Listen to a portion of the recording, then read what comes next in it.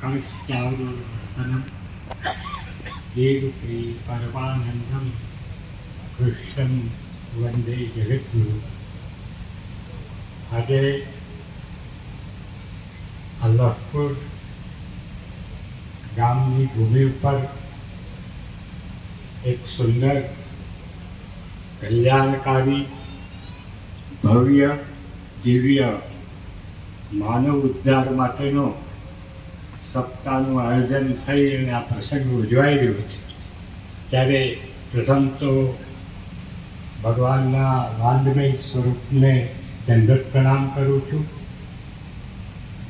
અને એ વાંદમય સ્વરૂપને મારા અને તમારા કાન સુધી હૃદય સુધી પહોંચાડનાર આપણા બધાના આદરણીય પરમ શ્રી યજ્ઞેશ દાદા, એમને મારા ખૂબ હૃદયપૂર્વકના પ્રણામ।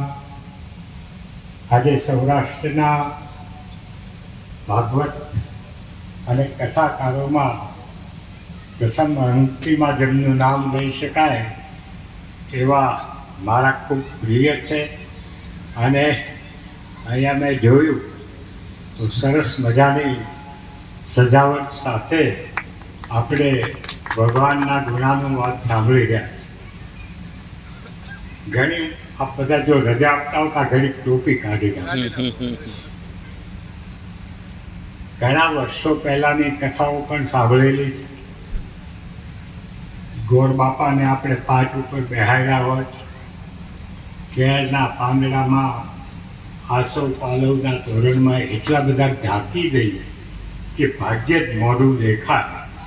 પછી દર્શન કરવા હોય ત્યારે પાંદડા દૂર કરી અને ભટ્ટજીના પુરાણીજીના દર્શન થતા।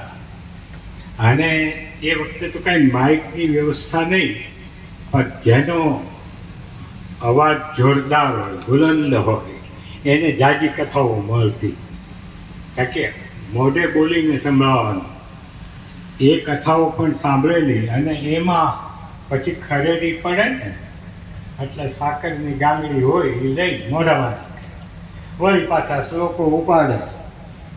એમ સાકરની ગાંગડી આખા કોળિયું ભર્યું હોય, પાત્ર ભર્યું હોય, પંચામૃતની ખાલી થઈ જાય ત્યારે એક પાઠ પૂરો થાય।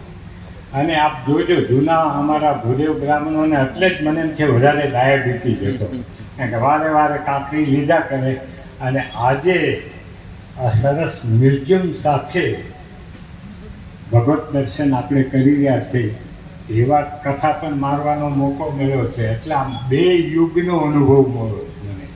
એટલે હું ભગવાન શ્રી કૃષ્ણનો, ભગવાન રામનો, અંશાવતાર શ્રી દાદ મહારાજનો ખૂબ ખૂબ આભાર તો ન કહેવાય, પણ એમની શરણાગતિ સ્વીકારું છું કે એટલી ઉંમરનો લાભો આપ્યો।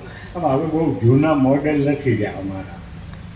મેં વર્ષો પહેલાં આ બધા ગામડાઓ લીધેલા ત્યારે બધા વડીલો આપણે ઉપસ્થિત હતા અને એમના સ્મરણાર્થે આ કથાઓનું જ્યારે આયોજન થયું છે ત્યારે એમની ચેતનાને મારા ખૂબ ખૂબ પ્રણામ।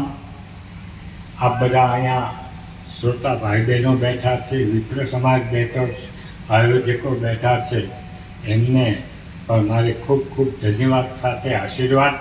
અને આજે છે રામભાઈ, ધીરુભાઈ, એમના ઉપર ભગવાન કૃષ્ણની ખૂબ ખૂબ કૃપા ઉતરે એવી હું દાદ મહારાજને, ભગવાન શ્રી કૃષ્ણને પ્રાર્થના કરું છું। જોકે મને એટલું બધું સરસ